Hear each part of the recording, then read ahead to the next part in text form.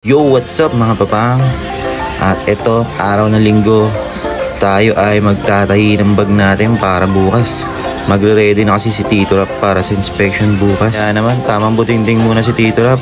Wala pang ang almusal yan, pero solid. Tutok na tutok sa karayong, baka matusok ang kanyang kamay. Ayan, tamang butinding muna si Tito Rap. Tamang restore muna tayo ng grab bag natin. Ayan. Ayan o, tamang hatak o. Ngayon na nga lang pala ulit ako nakapagtahi sa buong buhay ko, siguro 10 years ago na, bago yung last kong tahi. Paano mga papang, focus muna ako dito ha. Have a wonderful day ahead sa inyo mga papang. God bless sa inyo. At Sunday ngayon, sana magsimba kayo para nung mabuwasan ang mga kasalanan nyo. At paalam.